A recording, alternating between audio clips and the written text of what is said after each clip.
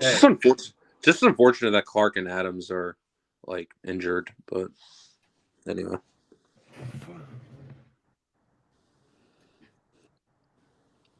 okay, it wasn't working. All right, we're live now. Oh, Clark and Adams injured. Yeah, it's unfortunate. I mean, Hero and Oladipo injured, and look what's happening over there. All right.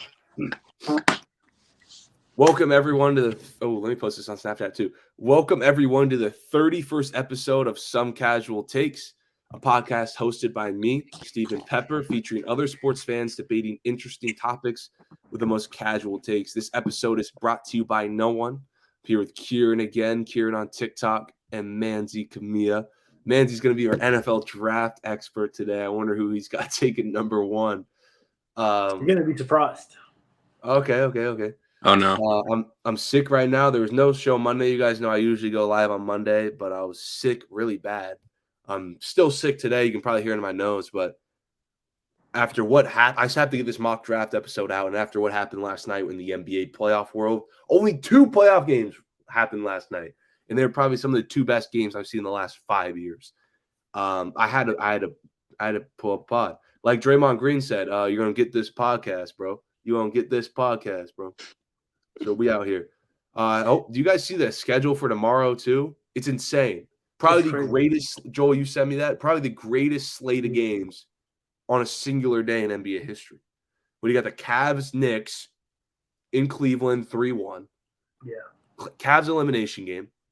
Heat, Bucks in Milwaukee elimination game. Warriors, Kings. 2-2 in Sacramento. I think that's probably elimination game because if the Warriors win Game 5, I think the series is over. It's probably over, yeah. And Grizzlies, Lakers. So basically 4 elimination games in one day.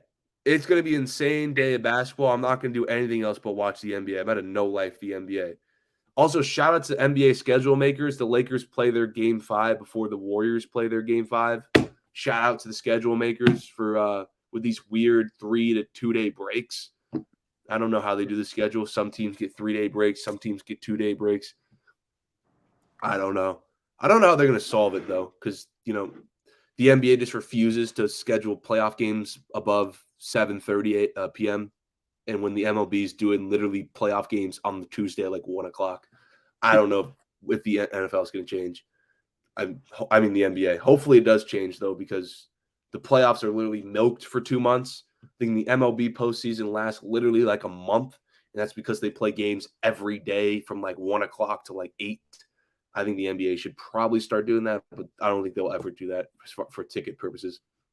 But okay, the title of the show is Mock Draft, but we're going to get to the mock draft at the very end because we have, like I said, probably the 2 best NBA games I've seen in a back-to-back doubleheader in the last 5 years. Starting with the Lakers, Grizzlies. I feel like I haven't talked about the Lakers on a show in a minute. Just starting off opening with the Lakers. I think I went a month straight always talking about the Lakers. In these last few shows, I'm not talking about the Lakers. But we're finally talking about the Lakers. What's your guys' reaction to the Lakers going to 3-1? I know I was sleeping good yesterday. You see that bed right there? I slept very good knowing that LeBron James is up 3-1. What's your guys' reaction to the game? What you guys see? What you guys like? I thought their defense was very good. I thought Jared Vanderbilt did a great job on Ja Morant. It may have to do with like Ja Morant's hand injury. Another point is that both teams shot terrible, but I'm surprised that the Lakers, more than anyone, had a bad shooting night and still won this game. And a bad game from Anthony Davis as well. Because I've been pushing, like, when Anthony Davis goes off, they usually blow out teams. Like when LeBron goes off, they barely win games or they lose games.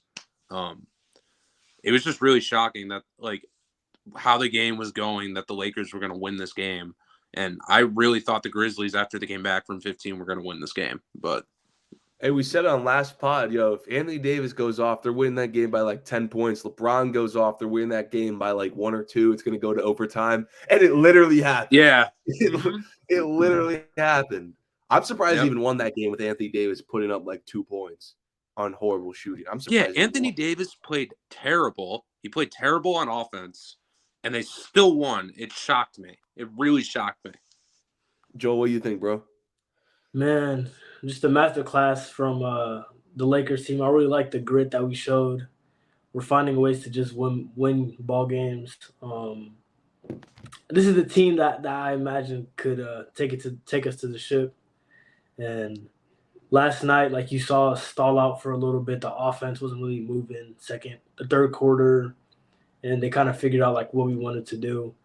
And bro, we just answered time after time again. So it's a good win, man. It's a really good team win. I was told for years that the guy that many people call the GOAT, LeBron Ramon James, was not clutch. I was told for years by everyone that LeBron James is not clutch. He proved it. How do you still say that? How do you still say LeBron's not clutch anymore? LeBron Ramon James, most game-tying or winning shots in the final seconds of playoff history. You see back-to-back clutch buckets, force overtime, tough lay, Kyrie Irving-esque lay, soft finish over Jaren Jackson, possible shot. Like, I know it doesn't look like a layup, but if you know ball, bro, if you know that craft, a grown man like LeBron with that touch, with that arc, a strong man with LeBron with that soft of an arc should not be able to put that shot up. Over Jaren Jackson, Defensive Player of the Year, best shot blocker in the association, is right here, and you get it over him. Tough clutch shot. And then overtime, and one on Dillon Brooks. Again, clutch, LeBron James. Mm-hmm. I don't want to hear anything. LeBron, shut up the non-clutch thing. LeBron James, man, it didn't feel like LeBron James was really asserting himself till late in the game.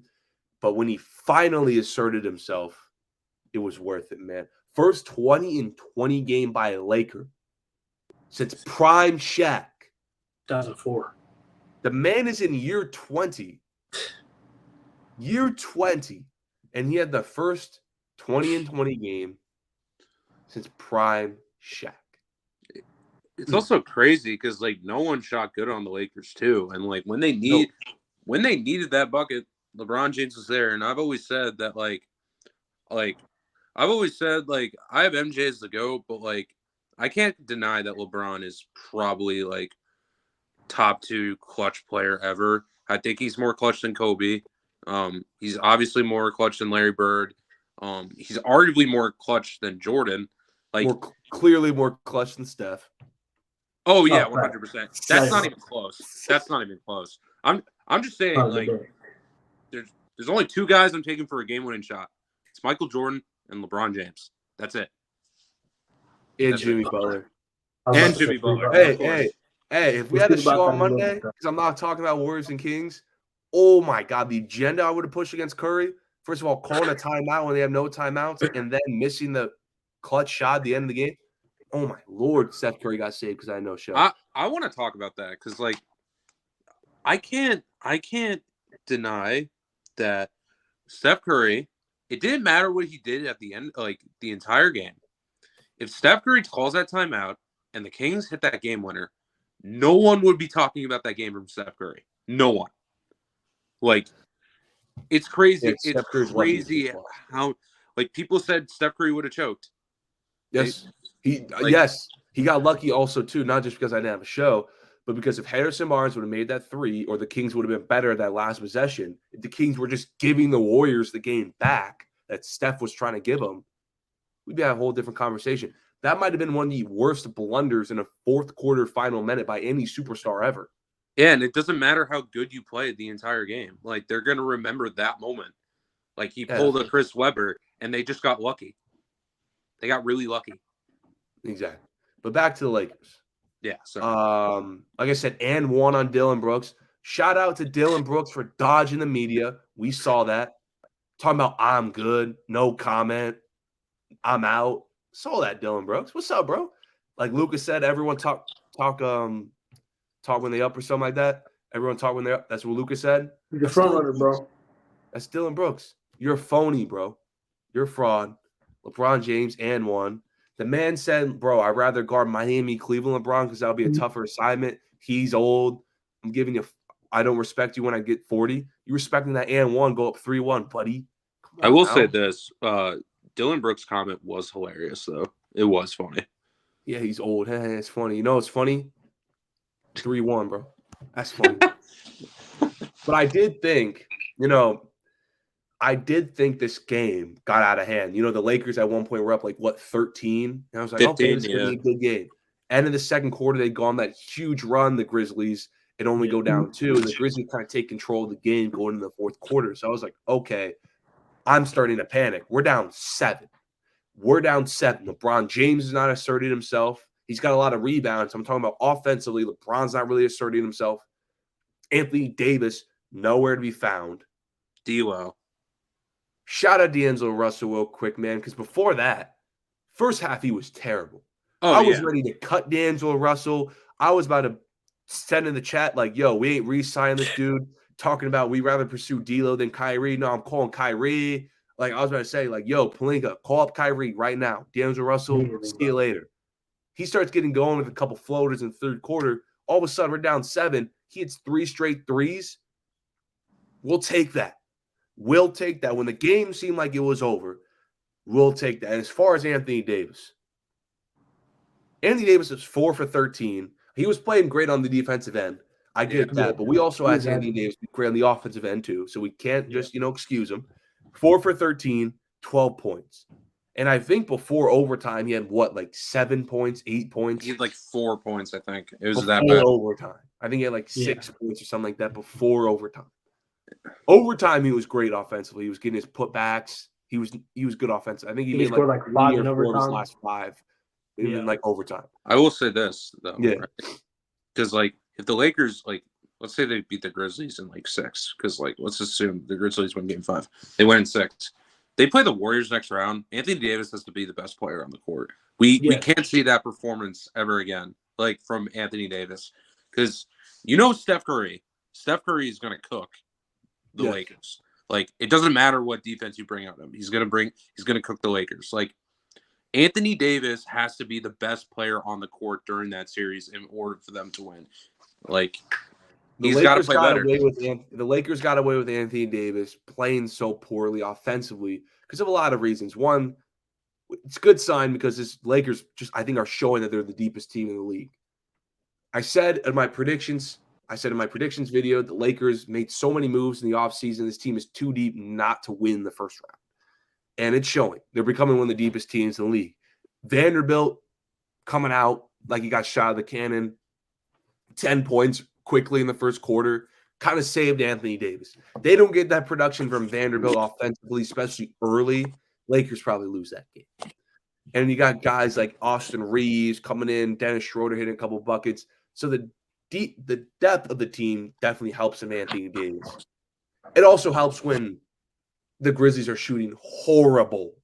Now, what you said about Golden State, we need Anthony Davis. Yes, Anthony Davis does need to be the best player against Golden State. If we play Golden State, which I'm hoping we don't, if we play a Golden State, Anthony Davis needs to be 30 and 12 a night because unlike Memphis, Golden State's not going to shoot sub 40 and 21% from 3. Golden State's not putting up a stinker like that. Not saying Golden State can't have an off night, but they're not doing – Golden State's not going 9 for 42 from 3.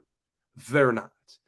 And going up against Klay Thompson, Steph Curry, Jordan Poole, Wiggins, those are a bunch of shot creators, big-time shot makers on Golden State. Outside of John Morant and some great games from Bane, how many big-time shot makers, shot creators are in Memphis? Right. Dylan Brooks. Hell no. Yeah, exactly. So we can kind of get away with it against Memphis because I don't really like their half-court offense. Jaren Jackson isn't this crazy shot creator. Bane's a good shot creator. Obviously is John Morant. But Tillman isn't this shot creator. Brooks isn't this shot creator. Adama, Roddy. Most of these – Tyus Jones isn't putting up 10 shots a game. Kennard is a catch-and-shoot guy. Most of these guys aren't – outside of Bane and Ja, there's really no shot creators outside of those guys on Memphis.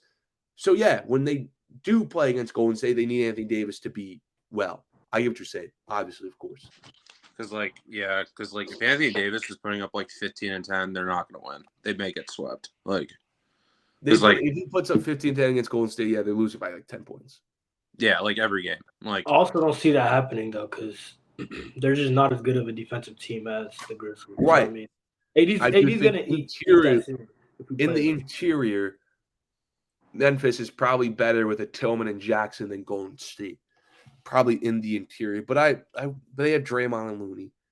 I mean, and I got to see how Steve Kerr game plans around Anthony Davis. Yeah. Because Anthony Davis, can't lie, when you watch the game with like a magnifying glass, a fine eye, Anthony Davis is not really that great out of the double team, bro.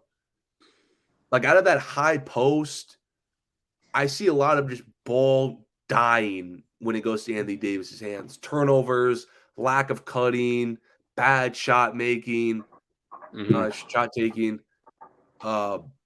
We just got to see how teams game plan around Anthony Davis. But we need him to get better. Well, the thing about Anthony Davis, like when he's in on a double team, he's not really looking to pass. Like he's just looking to like take the mid-range jump shot. And I don't know if people notice this, but that mid-range jump shot is not as good. It's not going in as much as it did in 2020 because Anthony Davis isn't the bubble anymore. This is not the bubble. This is not the bubble anymore. So, like Draymond and Kevon Looney next round, like that's gonna be tough. Like, it's gonna be tough. I gotta see. People criticize Draymond all the time, but he's still one of the best defenders in the league. He may not be as he was a couple of years ago, but he's still there. Like, I just think like. And especially like when you're going up against Xavier Tillman, like I don't know, bro. It's concerning. It's really concerning. Yeah, I think he settles too much for that midi and when he's in that double team, he looks like just flustered. He's not looking for the extra man, and our shooters haven't been hitting this series. That's another big thing. Like if we're not gonna hit our shots next. If we play the Warriors or the Kings, like I don't see us moving past that point. It's gonna be like imperative for us to, I don't know, get Malik Beasley going for real in some of these games. Who? I think Malik Beasley. Who? You know what I'm talking about, Malik Beasley. Nah, but that is, bro. Another point is that with Anthony Davis, bro, I'm not gonna lie, D'Lo's not gonna be a catch and shoot guy where he's just posted. I mean, Reeves, we can maybe put him in that position, but I don't know, bro. My comparison for Anthony Davis that like who struggles with double teams was like Joel Embiid in his early years. If you watch some of this playoff series, when he gets into a double team, like he's not looking really to pass. Embiid does it more often now just because they have like better players around him. But like those early years, like Philly, like 2019, 2020, he's just not looking to pass at all. And I think Anthony Davis is like the same way. He's just looking for a fadeaway mid-range jump shot. So yeah, I really don't think Anthony Davis. The Clippers do a great game plan around Anthony Davis and double team. I don't think Anthony Davis really doesn't know what to do that much well in the double team or in those positions where teams are really pressuring him outside. He catches in the post, but he's very far outside. He's not close to the basket. And since the Lakers aren't a great off the ball moving team, I don't think Anthony Davis doesn't know a lot how to work out of it. But I expect a bounce back game, though. Game 5 tomorrow. Wow. Let's go. Game 5 tomorrow. Could advance tomorrow. I expect Anthony Davis bounce back. I think LeBron James is probably going to try to get him going early. I've noticed that from LeBron that he really tries to get his teammates going early, which is a blessing and a curse at the same time. I wish LeBron would insert himself more. Yeah. Speaking of asserting himself more, I'm seeing him take Brooks. I'm seeing him take Tillman. Why doesn't he do that more? Like, why doesn't he do that more? Why is he always settling for threes instead of taking Tillman in the cup? Taking Brooks to the cup. I get he's 38, but come on, man. He's still one of the best drivers to the basketball when he tries. Well, like, you can notice there's, like, a regression from LeBron's athleticism. He's not as fast as he used to be. He's still, like, very fast. I'm not denying that. But, like, he's not as aggressive as he used to be. He's most looking for, like, mid-range jumpers or, like, three-point shot or, like, the FU3, like, obviously. But I don't know. Like, I think the Grizzlies are doing a good game plan around LeBron. Is that, like, I don't know. Like, they're just not playing well on, like LeBron's not even, like, going crazy. Like, he's just playing fine, in my opinion. He's playing pretty good this series. It's just that, like, the Grizzlies' offense is just trash. Like, it's bad. Mm-hmm. I wonder what they do next year because like I said, outside of John Bain, it was so obvious last night that there is no shot creation in the half court coming from anyone else. So we'll see how they do next year. Because they will have to think soon, though, about next year when the Lakers beat them on Wednesday. They'll be thinking about next year real soon. So we're going to get that dub on Wednesday, man. Anthony Davis is going to cook them up for 35. I think they'll win. I think they'll win Game 5. I think they'll win Game 5. I had them in 6, so I wouldn't be mad if the Grizzlies win tomorrow because I had the Lakers in 6, so that means the Grizzlies get to win one more. People got mad at me because I said Grizzlies in 6. It's not because I didn't think the Lakers were a good team. It's just that they looked so freaking bad against the Timberwolves that I was like, I don't know. Like, I told people that they freaked out. Everyone was in my comments saying when I posted that after the play-in. I didn't post after play-in. Play-in happened like a couple hours after I posted that video. Everyone in my comments was like, least biased Lakers fan, didn't watch Timberwolves game, like blah, blah, blah. All those hindsight arguments. Bro, everyone freaked out. This is a good team. You know what I'm saying? I know. They just didn't look good. They just did not look good at all. I trust this team. Like I said, remember how tight they played the Warriors, who only had Steph Curry in that 21 play-in. All of a sudden, they're up 2-1 against the eventual Western Conference champs. This team can play differently given the matchup. This team can play differently they go as far as Anthony Davis goes. Basically, what I'm trying to say is they go as far as Anthony Davis goes. Anthony Davis has a great game. That team's there. I do think if they play a team like the Nuggets, they're going to struggle. I do. They're fine against the Nuggets. We'll take them. Golden State, I'd be scared of. I'd be scared of a Golden State. People are underrating the Nuggets, bro. They're underrating the Nuggets. Teams with a lot of shot makers. I think the Timberwolves might get another game. I don't know, man. Like, the Nuggets have been killing them, and like I feel like people don't realize how good that team is. It's not just Jokic, so I don't know. Yeah, that's what we'll see. But we got to move on to the Bucks and Heat. Kieran's favorite player, Jimmy Butler. He's not my favorite player. He's my third favorite player. 56 points, and I think on 68% shooting. Amazing. And I saw Jimmy Butler's playoff stats from 2020 to now. It's a bunch of great, highly efficient 40-point games, man, including that 40-point triple-double in the finals. This is an insane playoff elevator. A crazy game. One of the best games I've probably ever seen in the last, 5 years. I'm turning on this game while I'm doing homework. I'm like, okay, Bucks are up 10. Giannis has, a triple-double. All of a sudden, Jimmy Butler said, hold my beer. And he's got this team rallying back. Jimmy Butler's hitting sidestep threes. Yeah. Sidestep threes to take leads. I didn't think this would happen. So 56 from Butler. Heat up 3-1. Kieran, where does this Jimmy Butler performance stand in history? Like, when I was watching this game, they were down by 15. And I was like, all right, they're probably going to lose the series because, they're 2-2, Game 5. Bucks are probably going to win. This performance, what I've seen from Jimmy Butler, is one of the best playoff performances of all time.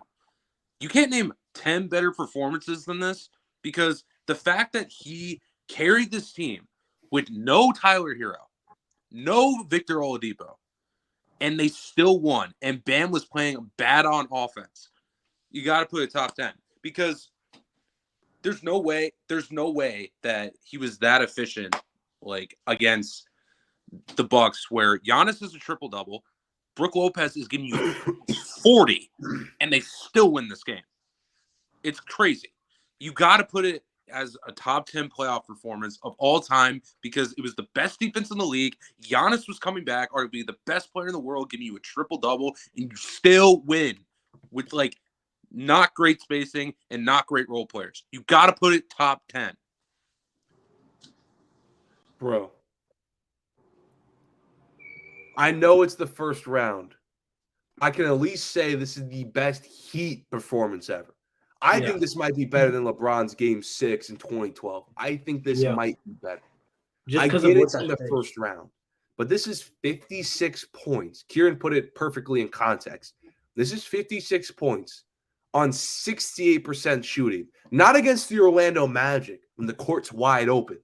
This is against probably the best defense in basketball with not one, not two, but 3 guys who could make an All-NBA first team on defense. 3. One of those guys was second defensive player of the year, and a lot of people had him winning defensive player of the year. 68% against that defense with who's on his team? Who's on his team? Really no one. No Tyler Hero. This is the reigning 6th man of the year who can get you 20 on a given night, one of your best shooters. Bam Adebayo. He's still healthy, but what is he? He's giving you 10 points a game on offense. He ain't giving you nothing on offense. He's struggling. He's not asserting himself on offense. So he's not a huge factor. And then Victor Oladipo, a very solid role player off the bench to contribute to the team. He's gone. So it's really just Jimmy Butler versus a team, not just any team. Like I said, one of the best defenses in the NBA, 3 all-league defenders that many people that had not just winning the conference, but winning the title. This is a team that people had winning the title. At home, up 2-1. You'd think the series is over because no Hero, no Oladipo, Giannis is back giving you a triple-double, and they win. I think this might be a top 5 playoff performance ever. Might be. I was about to say that. Might be. And not just this game. You know he's averaging 37 a game this entire series. And I know Giannis was out for 2 of them, like basically 3 of them. 37 points when he comes back. 56 points when he comes back. 56. And I don't give the Giannis playoff excuse. I don't give that an excuse because, first of all, when Giannis was at least playing a little bit in game 1, the Heat were up. The Bucks are still a good team without Giannis. And then they just beat them today. I mean, last night. So, and the Heat have injuries too. So I don't give the injury excuse at all. Yeah. Like the Bucks without Giannis, I think probably the Bucks without Giannis is probably a better team than Miami. It is straight up. Might be. Like you can make that argument that Milwaukee without Giannis is a better team than Miami. Mm-hmm. Especially without Oladipo and Hero. That was one of the craziest performances I think I've seen since 2018 LeBron, and I'm not joking. Let me think about what are the great playoff performances since then? I would say Curry game 4 last year. Oh, okay, yeah. But I mean, last year averaging 27 the entire playoffs on great efficiency. This year averaging 37 on even better efficiency against the best defense in the league. I'd probably say this is the best playoff performance since Jimmy Butler in the bubble. I might say this is probably the best playoff performance since Butler in the finals. Probably game 5 Butler. I think that was the game he had the 40-point triple-double. Game 5. Yeah. Yep.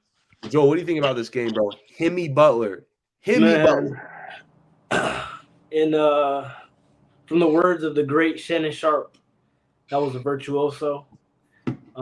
This man just dropped 56, like you guys said, on the best defensive team in the entire playoffs right now, on 63% field goal. And he dropped 56 on their heads like it was nothing. Like I was watching, and I was like, okay, 22 first half, he's probably going to go for like 40, something like that. It's like the closer the game got to the end, he was just hitting shot after shot after shot, doing stuff that like, I expect it because he's a playoff performer. He elevates when the team needs him.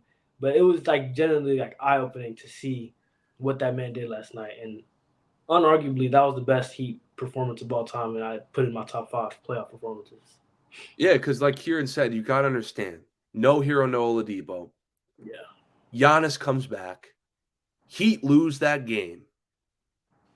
Series might be over because they're tied 2-2. Giannis back going to Milwaukee, who has 5 and 7 in their home place. Series probably over, right?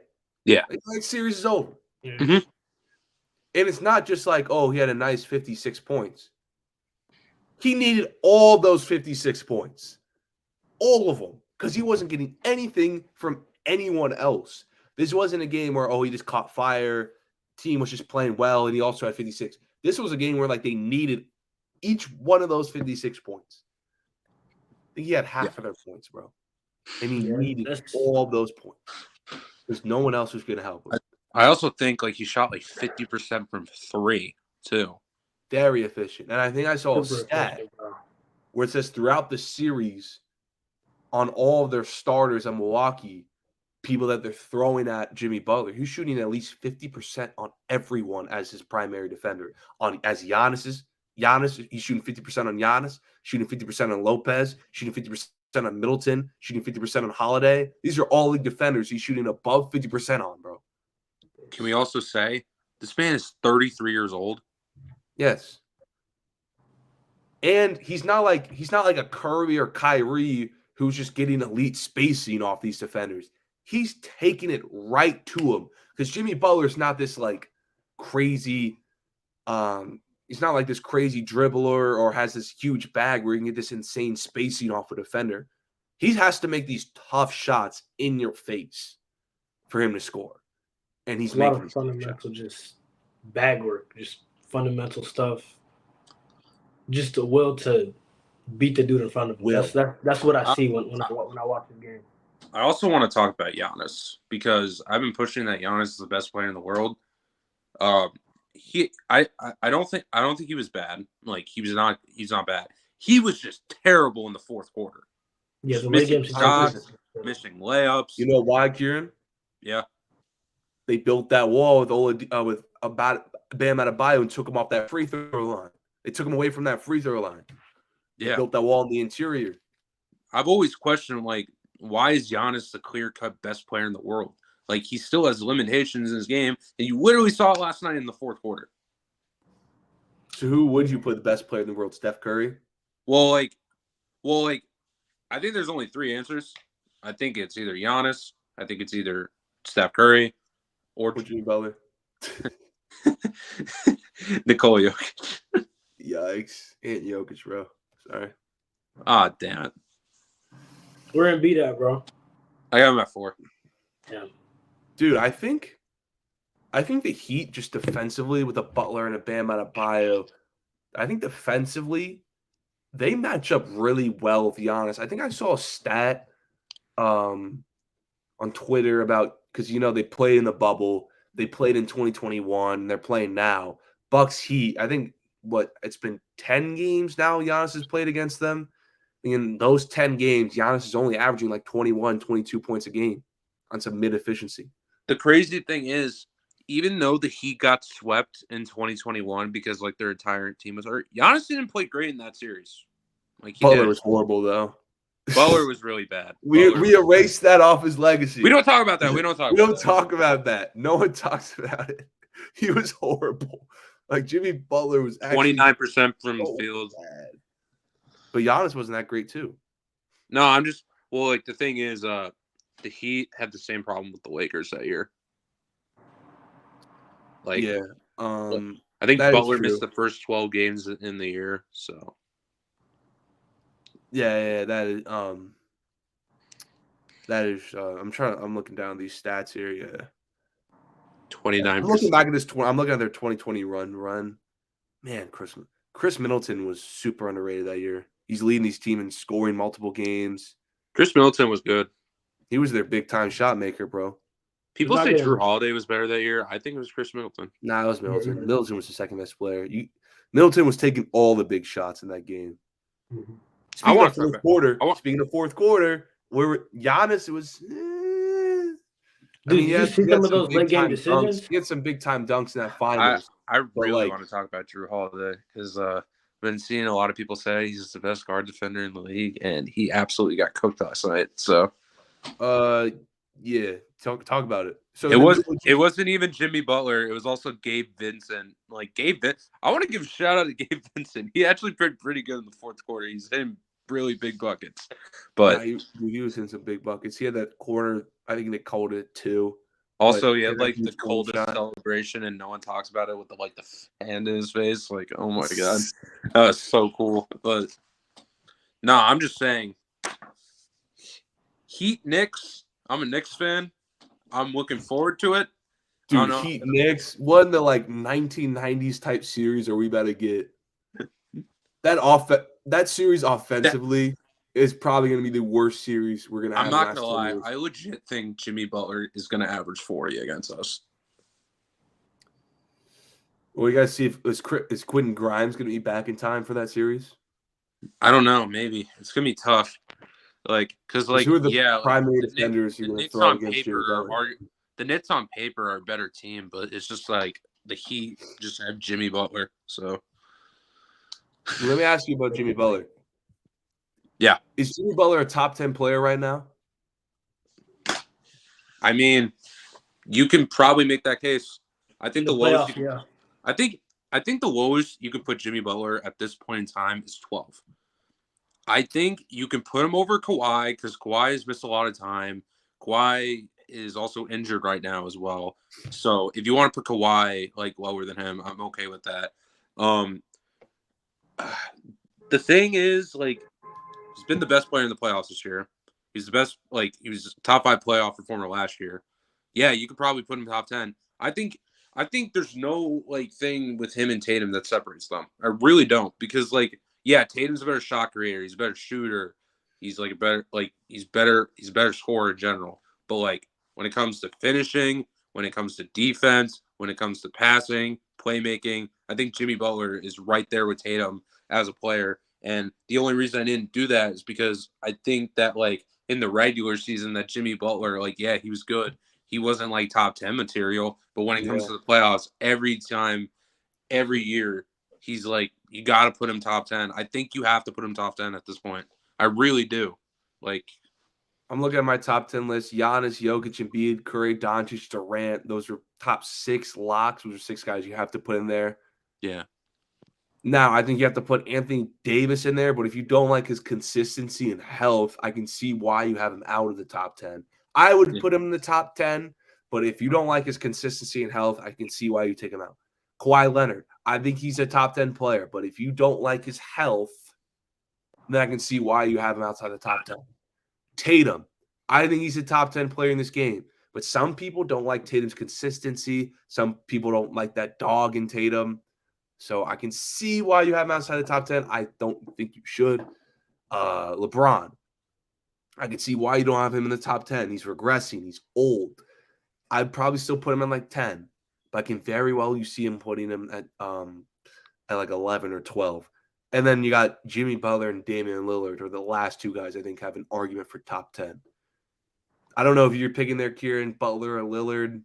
Who you feeling on that? I mean, it's close, but I don't know. It's just it's kind of unfortunate because Dame didn't make the playoffs this year. And if Dame made the playoffs, I think a lot of people would be higher on him. I've always been high on Dame this year. I said at some points he was the 7th best player in the world at some point, just because he's having a Steph Curry type of season on offense. So it's debatable in my opinion. The thing about Jimmy Butler is it's just his regular season. It's not as good as others. It's still really good. He was actually very underrated this year. It's just not good as others. But I think the lowest. I think the lowest, the absolute lowest you can have him right now is 12. I think I would have him outside my top 10, 11 or 12. I think right now he's playing the best player in the world. If I had to do power rankings, very recency bias power rankings, I'd put him 1 best player in the playoffs. But I think when we do the top 20 players overall, top 10 players overall, I think the regular season does matter. Mm-hmm. I think we have to value the regular. I mean, they're playing 82 games. You have to value regular season a bit, don't you? Mm-hmm. Play for awards. You win the MVP in the regular season. So regular season production does have to matter. But what about playoff performer? I think you made a TikTok today about it, Jimmy Butler is a playoff performer. So I want to ask you, with 56 going up 3-1 against Milwaukee, where is Jimmy Butler all time as far as a playoff performer? So the thing is, if you just want to go straight recency bias, probably he's got to be top 20 at this point, because these last 3 out of the 4 runs, he's been absolutely amazing. And also in the finals, like he had like a historic playoff performance that they lost to the Lakers. I'm just saying, like, let's say they beat the Bucks and he's still averaging this. You got to put him top 15 because that will be enough sample size to put him top 15 at this point. It would be like 3 playoff runs that a lot of players don't have. I know a lot of players have better sample size than him, but there's not a lot of players that have those 3 playoff runs like Jimmy Butler if you were to advance against the Knicks or Cavs. So, I think he's top 20. I think he's top 20. It's probably going to be the Knicks. I mean, my Cavs, bro, like, holy shit. Oh, okay. That team is so... Dude, I've never seen a team underperform this bad in Cleveland. They play Donovan Mitchell, what happened? Playoff Donovan. Where you at, bro? Haven't got he was good game 1. He was great game 1. Yeah, and Garland was great game 2. He comes out game like 3, like 4 for 21. How does a basketball player go out and shoot 4 for 21? Jimmy Butler did in game 1, 2021 Bucks, but anyway. Yeah, but dude, come on, bro. Mobley not playing well, that great offensively throughout. Mobley shocked me. Mobley is shocking me, like how he's not playing well. I think Mobley's just a limited shot creator. Yeah. Honestly. No, I think like the matchup he had with Randall, I thought Mobley would go off. No. I don't think. I think he's not there yet. Yeah, he's just not there offensively yet. He has shown flashes because I think he put like 36 on the Bucks this season. But I just think something in his bag, there's some limited offensive play from him as far as shot making, shot creating that I don't really like. And of course, you know, cutting Kevin Love came back to bite him. Bench is getting outscored by guys like Josh Hart quickly. I will say that shout out Kevin Love. Shout out Kevin Love. He's playing pretty good this series. So Kevin Love's about to go to another conference finals when the Heat beat the Knicks in 7. Heat conference finals, Heat Celtics rematch, bro. What a time to be alive. All right, let's move on to some NFL here. We got the mock draft coming in soon. 10 minutes we get to the mock draft. But yesterday, some news broke. Aaron Rodgers is a Jet. Aaron Rodgers is a Jet. So, Joe, I want to start with you. How do you like, bro? How do you like Rodgers in, New York? The Big Apple, Aaron Rodgers, Jet, AFC, change of scenery. You think this team could compete for a title? From top to bottom, that Jets roster is really good. I'm talking about like competing in the AFC. Besides, I lost the camera. Can you hear me? Oh, yeah, I can see you now. The call. Okay. Besides the Goldilocks, Zach Wilson that they have at quarterback. And now, in my opinion, they just put themselves in a situation where you're getting Aaron Rodgers. Yes, he's in a decline. It's a must-win situation. I think they could push for the AFC as soon as starting next year. And we'll see how that goes. You think they can compete with the homeboy? I know you're a huge Mahomes fan. You think they can go in that Kansas City and win a playoff game?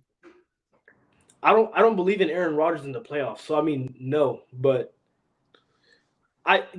you have an argument? I don't know your name. Me. I mean, I've seen a lot of time. Like, I will say, Aaron Rodgers is inconsistent in the playoffs, but there are some times when he's on, he is on. Like, we saw it with the Cowboys those 2 times. We saw it with Arizona. I just think Rodgers is inconsistent. I don't think he chokes a lot as much as people give him credit for. But that's what I'm saying. You don't know which Aaron Rodgers you're gonna get. But this solidifies the Jets as a top 3, top 4 team in the AFC easily. Joe, you just don't like Aaron Rodgers because he torches your Cowboys, bro. Just I want to give my thoughts about the Jets. I think the Jets. I think the Jets are probably top 3 in the AFC. So you think they're the best team in their division?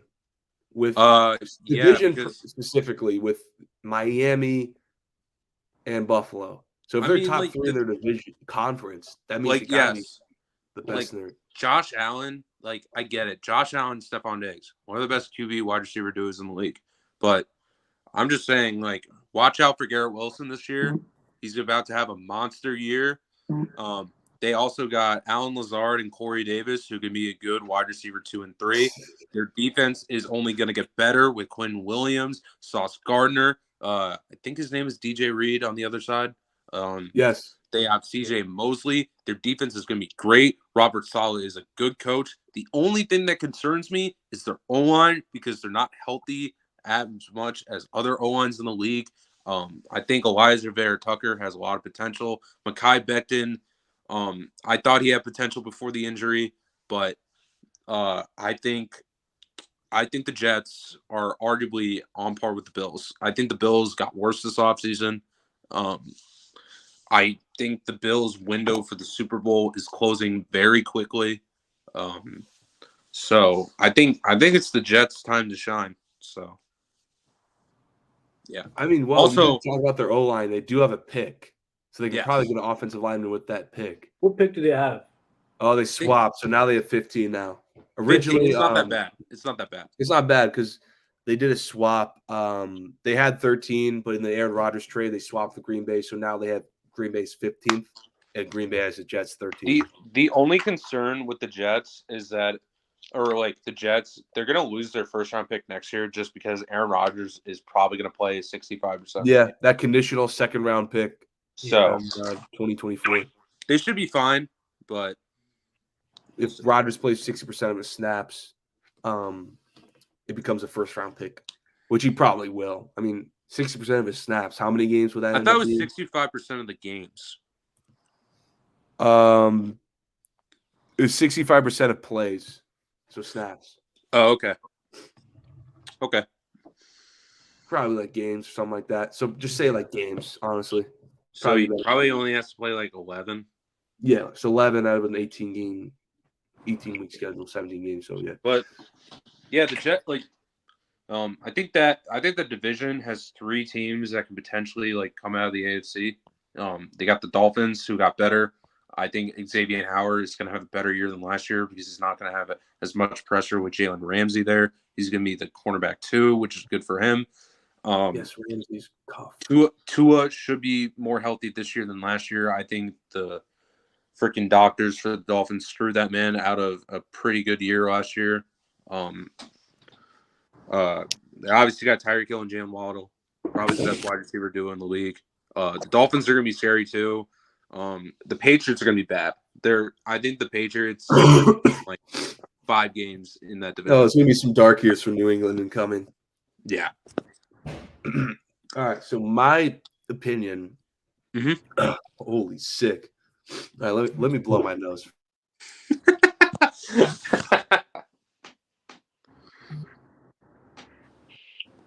Yo, this is like my version of the flu game. Honestly, some casual takes flu game right here. MJ-esque flu game. All right. Yeah. I think Joel said something I 100% agree with. He kind of said it was like he put the Jets in like a championship or bust situation. I think I 100% agree with that. Trading for Aaron Rodgers just put this young Jets team in AFC championship or bust territory. All I heard last year is that this team was a QB away from being a serious threat in the AFC. The roster's only one real hole was a QB. Mm-hmm. I mean, before injuries, this was a team that was towards the top of the conference. I think they were like 5-2. And they still managed to win 7 games despite injuries in the worst QB room in NFL history. Yeah. And now they trade for a guy in Aaron Rodgers, who is a 4-time MVP and a Super Bowl champion. You're not trading for an old QB with that resume not to push to win a conference. You're telling me they gave up those picks for that QB to win a wild card game? No. If they wanted to play for the future, they could have drafted like a Levis or Richardson, who was going to fall to that 13th pick. But now with Rodgers, it's clear they're trying to win the big games. Yeah. They also have the 16th pick to upgrade that offensive line and surround better talent around Aaron Rodgers. It's clearly AFC championship or bust for the Jets. Yeah. I think the Jets window, like, is like 1 to 2 years. I think Rodgers is going to play 2 years. Yeah, he's got 2 years left on that huge contract. So I think, it is a 2-year thing. I definitely think it could be a blessing in disguise if, like, let's say they go 10-7, they get a wild card spot this year. The next year, Garrett Wilson is going to be like in his 3rd year in the league. That's when usually wide receivers have the big breakout. He could definitely get that. Obviously, Sauce is going to be in his prime. Like, Quinn Williams is about to enter his prime as well. Like, I think the Jets are going to be pretty good for those 2 years. I do. It's also interesting, too, after those 2 years are up with Rodgers, where do they go with the quarterback? Because they'll be too good to have not have a high draft pick. So it'll be interesting to see where they go with quarterback post Aaron Rodgers. Is that a veteran in free agency, or is that hope? I don't know what the free agency is going to look like in 2025. But maybe it's open up. There's maybe a star out there. Who knows? But it'll be interesting to see where the Jets go. But it's clear. I think we can all take away that they're trying to win the AFC. Mm-hmm. At least win the division. If I had to go bare minimum with this team, it's to at least win the division.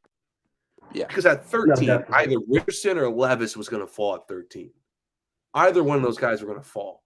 So they could have just drafted one of those quarterbacks and built for the future with that extremely young team. But if one thing is clear, they're trying to win a lot of big games. Super Bowl champ, 4-time MVP, you're trying to win games. Anyone else got any other thoughts on Aaron Rodgers? Joel, anyone else? I just hope he doesn't mess this up. And now he has like a squad around him, so there's really no excuses. He's getting later in his career. Capitalize on the time he has now and try and win it all. I still don't think this team's going to beat Kansas City, but we'll see. No, I don't think so either. Mahomes is just too. Mahomes is really good. Hey, I would like a Mahomes-Rodgers AFC Championship, though. No, I think they played this year. They played this year too. Jets, Chiefs play this year? Yeah, I think so. I need to look at the schedule. I haven't really looked at the schedule, to be honest, for this season. I need to look at it. Focus on basketball right now. I'm not gonna lie. Dude, I know that talking about football, talking about this mock draft, gonna be hard because I'm so wired in on the NBA. Bro, I haven't made a mock draft because of the NBA playoffs. Yeah, we're gonna talk about mock draft. I'm about to wing it. If you don't have one, it's fine. You can just throw in some details. But now we're 52 minutes in. We're finally doing the title of the show. See it, Young or Stroud, final NFL mock draft 2023. So we're just going to do 1 through 16 because I don't want to do 1 through 32. I think 1 through 16 is the non-playoff teams with the picks. These are the players, too, that are projected. What? Yeah.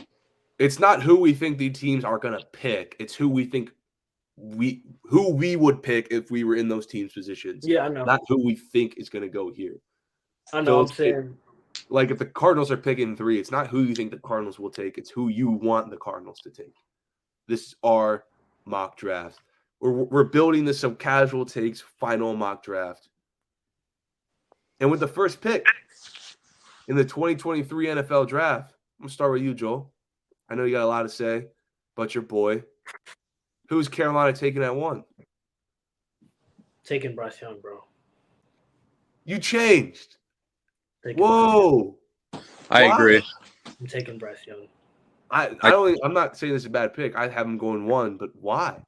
You were so Stroud throughout the season. I was big on that situation. I'm low-key doing it just so for a later pick in the draft. Oh, you want the duo. But I'm not gonna say too much. Also, I just feel like with how like piss poor Carolina's O-line is, which Houston's is too. He just fits in perfectly over there. Bryce Young does. He's a really good athlete, smart in the pocket, and when he gets out of the pocket, he just creates. He fits this modern era of NFL, and I think he translates very well. I think size and health might be an issue, but I mean, it hasn't really been. It wasn't crazy at Alabama playing the SEC, so I don't think it's as crazy as these media people are trying to make it. Also, one thing I have to say about Stroud, I do not like the hate I've been seeing over this man's name with the explain the S2 test, bro. bro. The S2 explain thing, that bro. test. Explain it. I heard that it's an intelligence test on how you read different things. It's on like the football your field. reactions and stuff like that, how quick you can process something. And everything. And CJ Turn Stroud on the film scored and you 18. see this. All right, Casual. I got to go. It was good talking to you. Crazy. All right, bro. See you.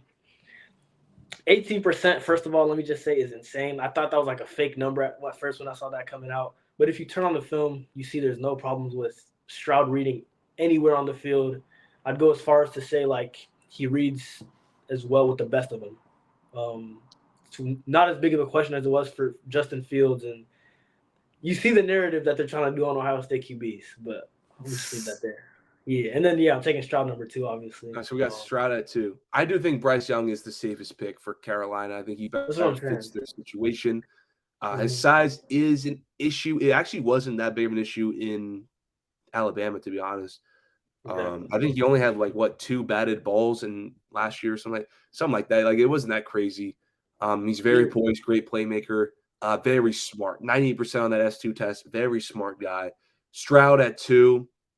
Probably the best pure passer in the draft. I don't think there's not a throw that Stroud cannot make. He has great size at 6'3". That S2 test, bro. Quarterbacks need to be making smart decisions on the fly, smart reactions. I don't like – it's a red flag, bro. I don't know how much we can buy into this test, but a lot of the best quarterbacks, I think Joe Burrow scored in the 97-8 percentile. Yeah. Brock Purdy was in the top 90. Stroud, bro, it's not looking good, bro. 18% looks bad, bro, and it's stupid bad, especially when the next person's at 46. Jeez, I still think he's gonna be a great NFL QB. I think so too. I want the situation to really work out for him in Houston.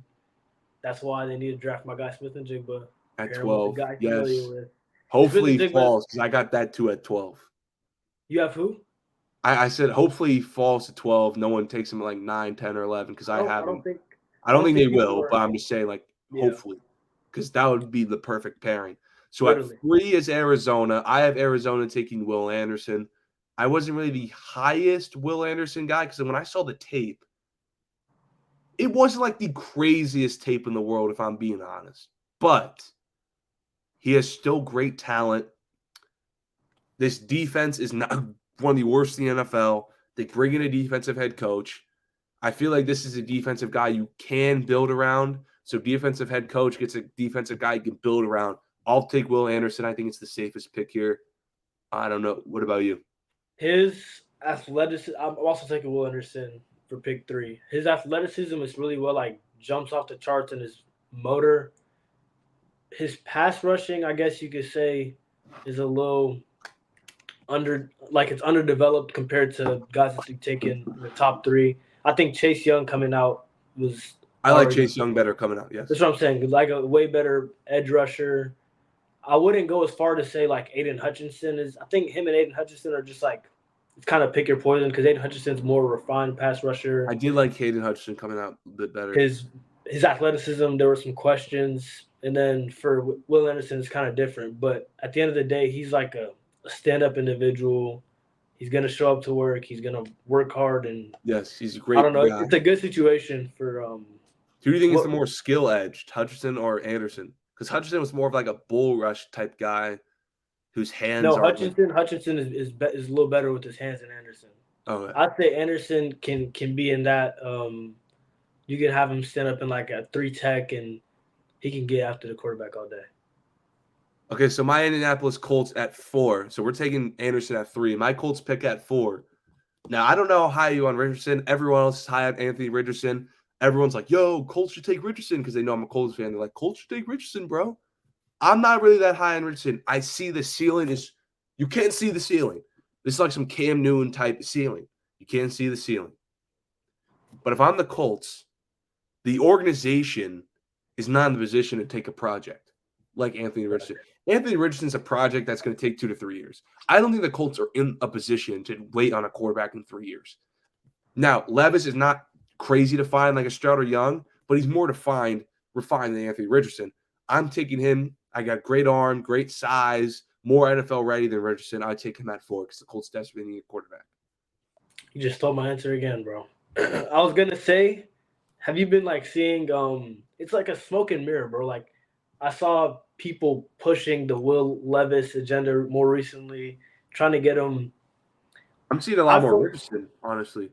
You see, I've been seeing a lot of more Levis. Like as of recent, the NFL rookie watch and everything. They're like, yeah, some people they're gonna be surprised if Will Levis doesn't lead the top 4, and that's smoke and mirror and all of that. But I truly do believe like Reich is gonna take his chance on either one of those two, him or Richardson, Levis or Richardson. Yeah. Taking some notes because I'm refining my mock draft based off these answers. I need some of these names soon, bro, because we're about to get into like some. I know. I got a list of like the best edges and stuff. Okay, so Seattle's at 5. Are you taking a quarterback at 5? Because some people say, no. Seattle could take a quarterback at 5 to sit behind Geno Smith. I personally have him taking a defensive player. So the 2 best defensive players, I'm taking a D lineman, either an edge or a D lineman.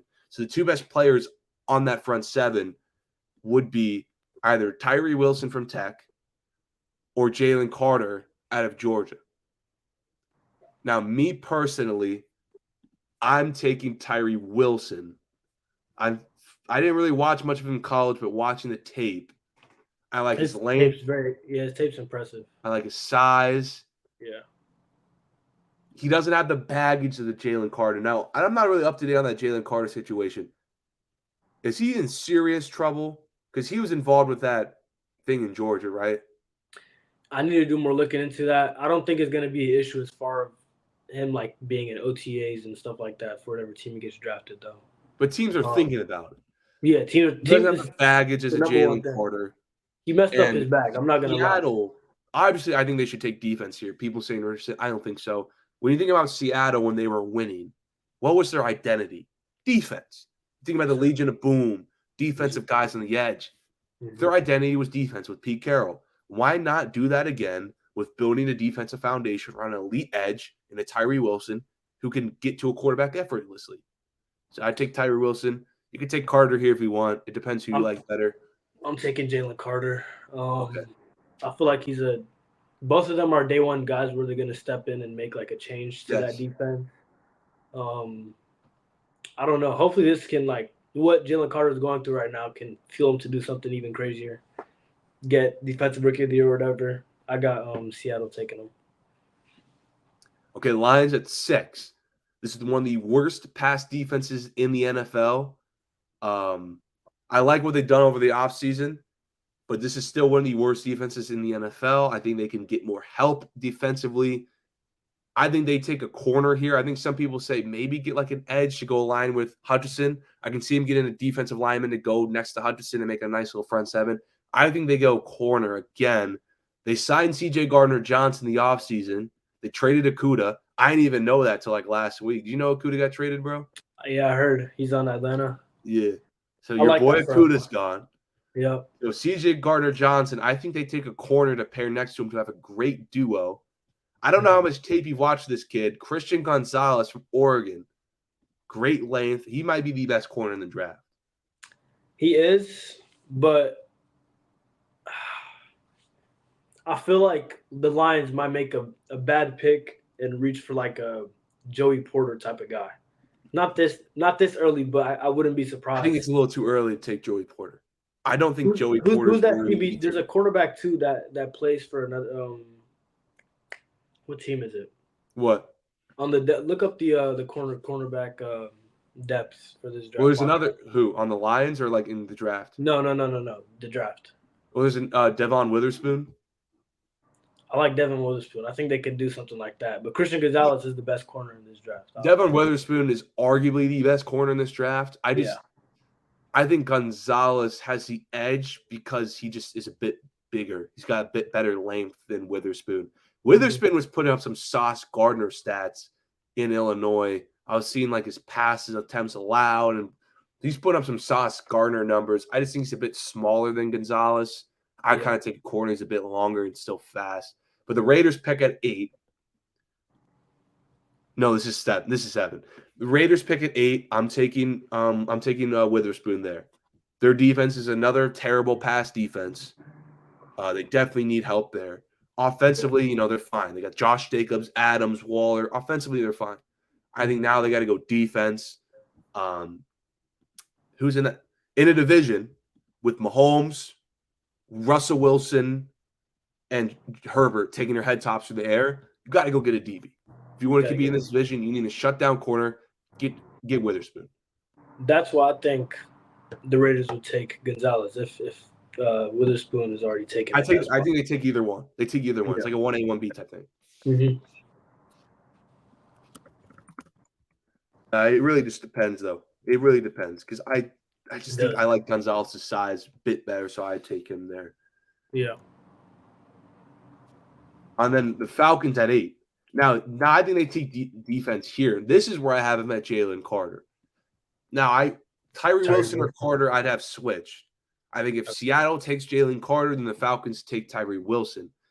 But if the Falcons take Tyree Wilson, if the Seahawks take Tyree Wilson, then I got the Falcons taking Jalen Carter.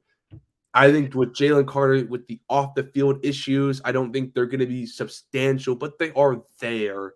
I think he's going to drop a bit, but he's too talented to fall out of the top 10, to be honest. Yeah. This is a guy who was arguably the best defensive player on that Georgia defense. With Jordan Davis on it last year. Yes. So someone's going to take a chance on him despite his issues. I think Atlanta does here at 9. I think this is a guy who can come in.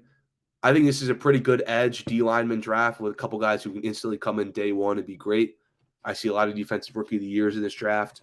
Very defensive heavy draft, to be honest, in the top 10. It's a really good defensive draft, to be honest. Honestly, this draft from top to bottom is better defensively than it is offensively in the first round, at least.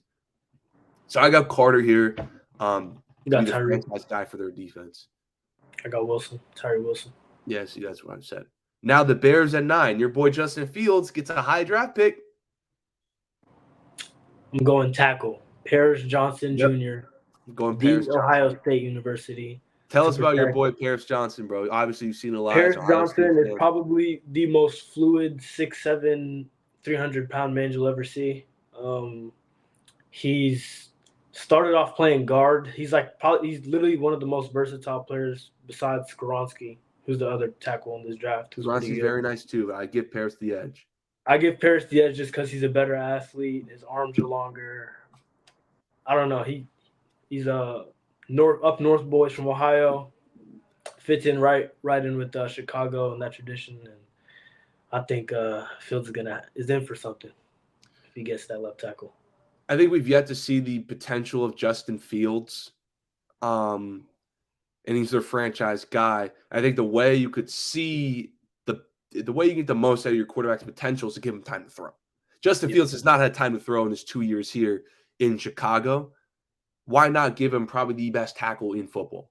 An Ohio State guy who knows the values of OSU, just like they can bond over that. That'll be great for the locker room. 2 Ohio State guys. Yep. Throw him in with Fields, best tackle in the country. Fields gets an upgraded O-line. They've been working on the O-line in the offseason. They get better here with the pick. Justin Fields now with time to throw. As a blind – Paris Johnson's left tackle, right? They'll probably left tackle, but like I said, he's versatile. He can literally play. I assume they'll put him left to be his blind side.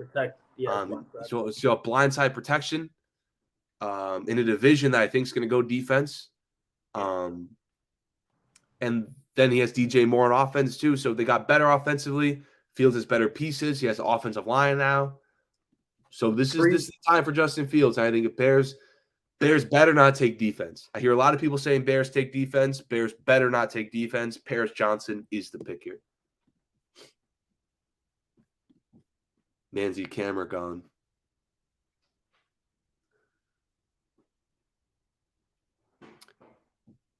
Okay, with his camera gone, we're going to go ahead and do 10.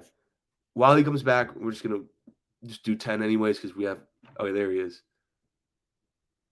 There he is. Yo, you can hear it? All right, can you hear me? Yeah. I keep getting calls. Okay. He's a busy man, ladies and gentlemen. Joel is a busy man. Bro, they're selling me right now, bro. He's very popular. Okay. 10 is the Eagles. So a team that just won their NFC last year gets a top 10 pick. Mm-hmm. I don't think this team has a lot of holes. Now, they did take some hits, losing Gardner Johnson in the offseason, but I still think they were so deep that the players that they did lose in the offseason, they lost an interior, they lost a linebacker, they lost a corner. I still think this team is still probably the best roster, the most complete roster in the league. So 10 is tricky because I don't think they're really drafting for need. It's more of a want. And I think, you don't really take running backs this high. Don't say But Bijan. the Eagles have the most complete roster in football. With the top defensive talent in the draft already gone. Carter's gone. Wilson gone. Anderson gone. The two best corners gone. Mm-hmm. You're really drafting for wants at this point. So why wouldn't you want your best QB, your QB who's the highest paid player ever, not to have the most talent around him? Why wouldn't you want, if you're drafting for wants, why wouldn't you want to maximize the talent around your quarterback? So Bijan Robinson at 10, Miles Sanders gone, in comes Robinson. He gets a star running back next to him. I take Bijan Robinson because I don't know who they would take other than Bijan Robinson. The top defensive talent's gone. The three best D linemen are gone. The two best corners are gone. Unless you want to reach down and get like an offensive lineman for the future to add more offensive lineman depth, unless you want to take Skoronski, unless you want to take like a Joey Porter, reach down and get a Joey Porter. Yeah. I know you don't take running back this high. You don't. I know you don't. Yeah. But with a team this deep, with a team this complete, Philly's just in a different situation. Mm-hmm. Yes, you don't take running backs this high, but yes, also Super Bowl teams don't get a pick this high. I'm taking Robinson here. Now, you could probably get a running back later on in the draft, but I don't know. What are you feeling? I think they draft on one, and the Bijan Robinson pick does look like really sexy in hindsight, but you can probably get Jahmyr Gibbs, who is literally like the same type of running back. Just later. Yes, less physical later in the draft. That's why I'm going to go with. They have pick 30.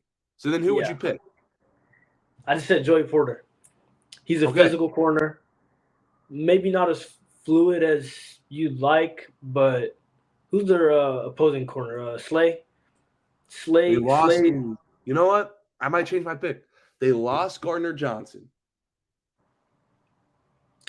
How's their safeties looking?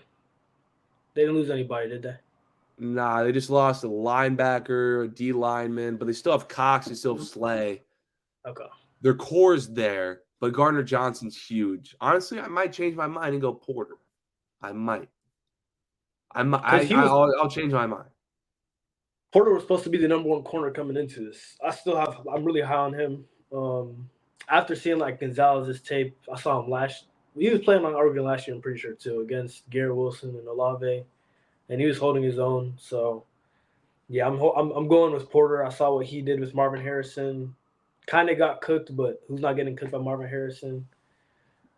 So yeah, I'm going Porter with the Eagles. All right, cool. Let me change my pick now.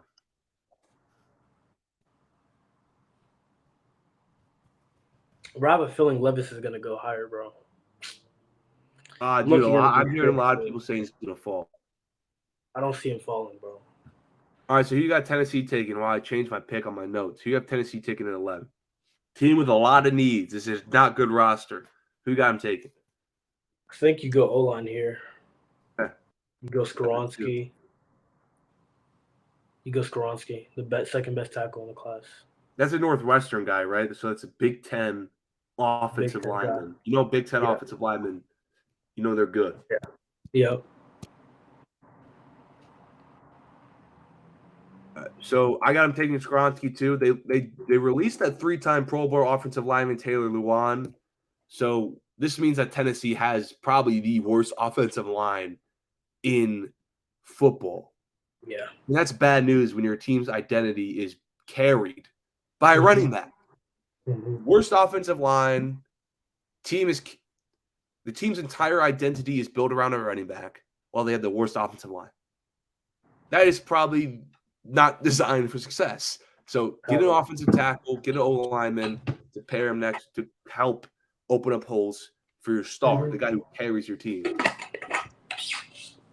I agree. Skoronski all the way.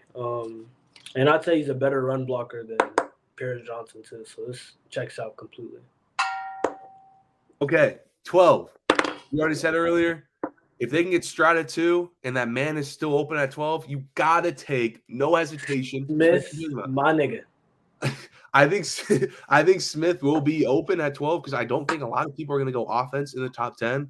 I think outside of quarterback, it's going to be all defense. So Smith and Jigma should be here. Unless Tennessee wants to go receiver, but I think offensive lineman over receiver if you're picking this high. So they get Smith and Jigma. Listen, you saw how that duo of Burrow and Chase translated from college to pro. We didn't even get to see what this did for 2 years in a row.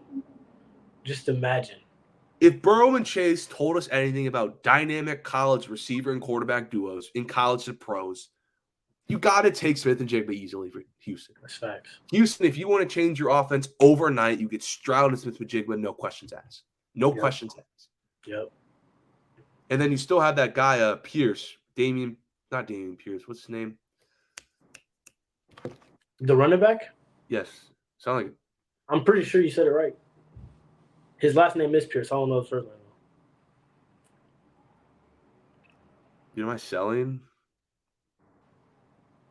What'd you say? Damon Pierce. Yeah, I was right. I was about to say you're right. Sound right. It just didn't sound right.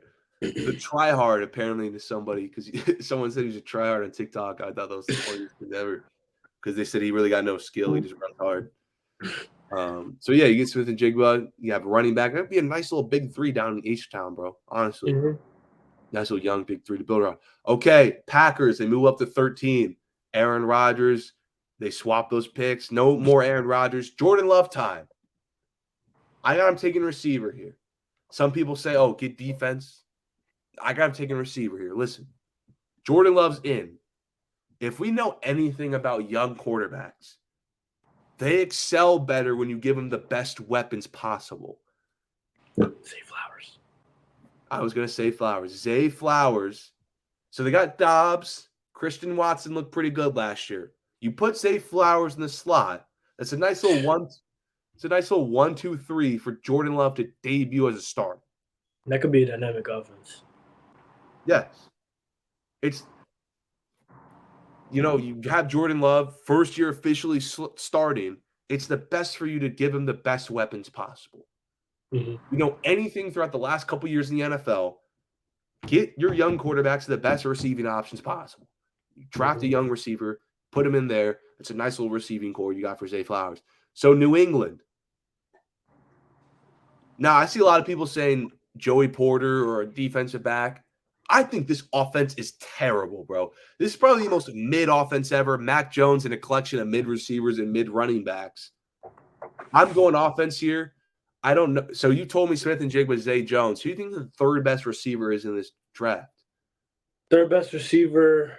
I got him picking Quentin Johnson from TCU. I was going to say Quentin Johnson just because of the size that he presents. He's a 6'4", big target, big frame. Really good deep speed, and I feel like that fits in a lot with like Bill Check's philosophy on offense. He's not looking for like or they could go Josh Downs, who's a really good slot receiver, but I don't see him going that high. So I'm gonna go with Quentin Johnson. Yeah, I'd go Quentin Johnson too. Quentin Johnson is, this team, the Patriots offense is very mid, and I think in the 2020s, this decade, the post Brady era, Mac Jones. They don't really have this big, explosive offensive talent on their team for Mac Jones to throw to. I think if you get a nice little Quentin Johnson, a big body, you can go over the top and make some plays. Yep. This is how you get the offense better, is you get a guy like a Quentin Johnson. I don't think he's the greatest wide receiver in the world, but the man's got a 40-inch vertical, bro. 41-inch vertical. He can jump high over the top. Just throw the ball up. Just throw the ball up. 41-inch vertical. Yeah. Dude, 41-inch vertical. That's your vertical, right? Yeah. Before the ankle injury, I was actually before the ankle injury, that was your vertical. Yeah. All right, so the Jets now they swap down to 15. We were kind of alluding to it earlier when we talked about Aaron Rodgers. I think they go offensive line here. Yeah. And this is probably one of the worst offensive. I wouldn't say it's one of the worst offensive. Yeah, it kind of is. It's not really that good of an offensive line. Dealing with injuries. If quarterback wasn't their biggest hole, now they filled the quarterback hole. You got to find a hole somewhere. I think probably their biggest hole after a quarterback is offensive lineman. Vera Tucker comes back. Got some pieces up there. If you put him next to, I think, like a Broderick Jones, I think he's probably the third best offensive lineman outside those easy two. This guy from Georgia. He's a tackle. Yeah. He's very physical. I like his gifts. Very naturally strong dude. You pair him with Vera Tucker, you could easily grant a nice little unit for Breece Hall and Aaron Rodgers to be behind. Mm-hmm. I was going to go Broderick Jones as well. I was going to say DeJuan Jones from Ohio State, but that's a little bit of too much meat riding for one episode. Yo, who's Ohio State's best defensive pieces they're sending in the draft? I don't really see. Yeah, because these last few years, bro, I'm not gonna lie, since 2019, Ohio State throughout the 2010s, Ohio State was sending defensive guys in the top 5. Bosa, Okudah, Chase Young, both Bosas. Lattimore's were taking top 10. All of a sudden, Ohio State can barely get a first-round draft pick out of that defense. Offensively, receivers, quarterbacks. But defensively, though, not sending that much guys. So you say it's Zach Harrison? Zach Harrison, he fits in perfectly. He's 6'6" with a 70-something. It's a freakish type of arm wingspan. His speed, he has legit track speeds, probably running in the 4.5s. He didn't run at the pro day or the combine. He's 260, big. He's everything you want out of an edge rusher. There's a lot of questions about his motor and his hands and all that, but I think you get him in the right team, he figures it out, and he's probably a Pro Bowler within 5 years. So where's he going? 3rd round? I think they have him going 2nd. Okay. I wouldn't be surprised if they take a shot on him in the 2nd round. All right. Just because of the physical attributes. Okay. So let's wrap up. I'm going to do a summary of the mock draft and we get out of here. Yeah. Here is the Some Casual Takes final mock draft. So with the number 1 pick in the 2023 NBA, with the 2023 number 1 pick in the NFL draft, the Carolina Panthers take Bryce Young. This is the safest pick, better fit for the Carolina system, very poised and a great playmaker, lacks size, but he's very smart. Some of the best quarterbacks today scored similarly on that S2 test. Yeah. Texans take C.J. Stroud, probably the best pure passer in the draft. Great size. Concerning that he failed that S2 test. We won't speak on that. We won't speak on that. Cardinals take Will Anderson at 3. Terrible defense. They get a defensive head coach. Defensive head coach should want a defensive player to take high to build around. He's the safest pick on defense. Take Will Anderson. Colts at 4. Now, a lot of people are high on Anthony Richardson's ceiling. I just think that ceiling – a lot of people are high on Anthony Richardson. I get it.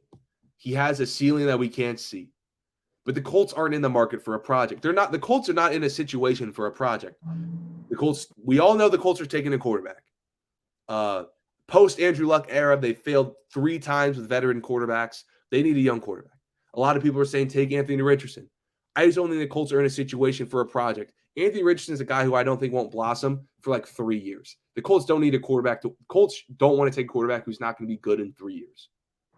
Yeah. Levis, I don't think Levis is not the most pro-ready quarterback, but he's more refined than Richardson. Great arm, great size. Colts take Levis. Yep. Now, people think a quarterback should sit behind Geno Smith at 5 with Seattle. But I don't think Seattle should waste a pick on a quarterback. They take defense.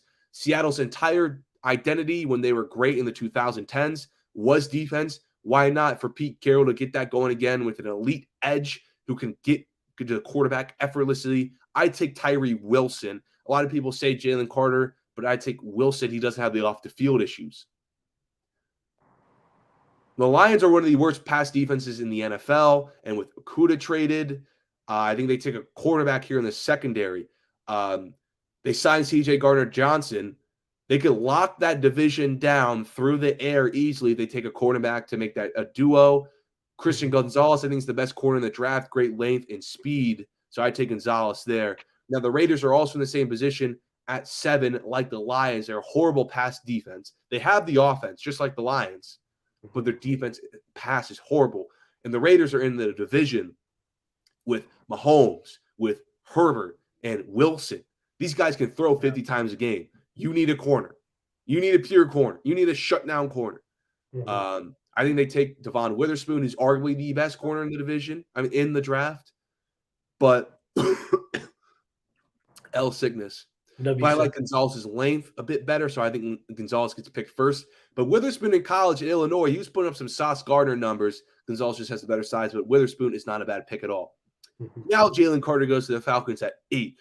The off-the-field issues will drop him a bit, but when you're arguably the best player in that Georgia defense, someone's going to take a chance on you. This guy has the potential to be day one ready. Falcons aren't going to pass that opportunity. Now, Chicago at 9, they traded down the number 1 pick to Carolina to get the 9. And I think they go offensive lineman here. They have yet to see the full potential of their hopeful franchise quarterback. A way to see the full potential of your quarterback is give him time to throw. Justin Fields in his 2 years in Chicago has literally had not 2 seconds to throw. Get the best tackle in the country in Paris Johnson Jr. Philly at 10. Now, this is a unique situation. This is a team that was just in the Super Bowl last year and is picking in the top 10. This is probably from top to bottom the best roster in football. They have no needs really, but I think if they were going to pick, a lot of people say Bijan Robinson here, but you do not take running backs top 10. I'm going to switch my mind and say take Joey Porter. They lost Gardner Johnson in the offseason, so keep that quarterback duo with Slay alive and take Joey Porter. Yeah. Titans at 11. They released Taylor Lewan, which means they probably have the worst offensive line in football, and that is bad news when your team is carried entirely by a running back. So he needs holes to go through. I'm taking Peter Skoronski, Big Ten offensive lineman at 11. Texans at 12. If he falls at 12, which I think he will perfectly because I don't think a team is going to take offense other than quarterback, this is perfect for Houston if they take Stroud.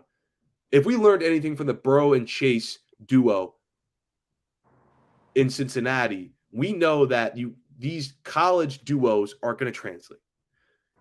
If you saw how the duo of Burrow and Chase translated from college to pros, you got to take Jackson Smith and Jigba, no doubt, easily to pair with his old college quarterback in C.J. Stroud.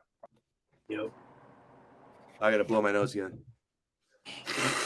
Yo, Joe, let me ask you real quick, bro. I heard a lot of people from that Ohio State organization say, Smith and Jigba might actually be better than Wilson and who's the other person?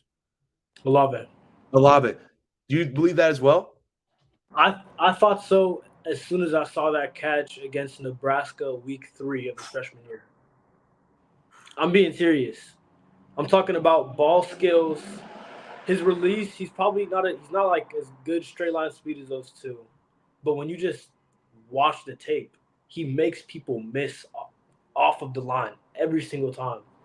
And he's still a good athlete enough to just break games open. So I have him.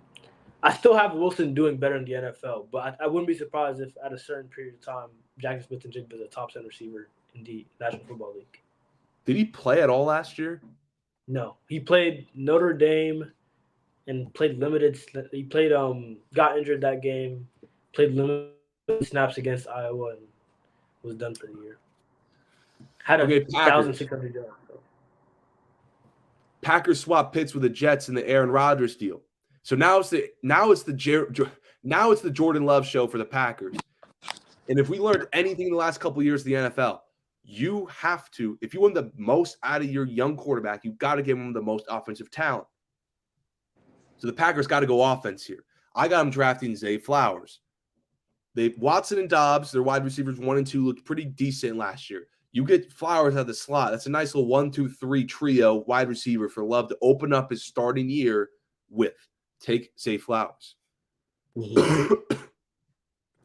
Patriots. The Patriots offense this decade has been extremely mid. So they got to get some explosion. Quinn Johnson got them selecting. People say Belichick needs defense here. Heck no. Mac Jones needs help take the guy who literally has a 41-inch vertical, who can go over the top and jump over anyone. Yeah.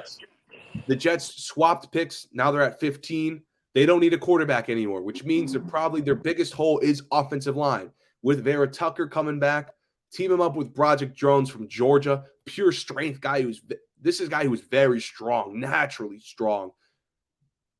Breece Hall this will be great for Breece Hall and Aaron Rodgers to be behind.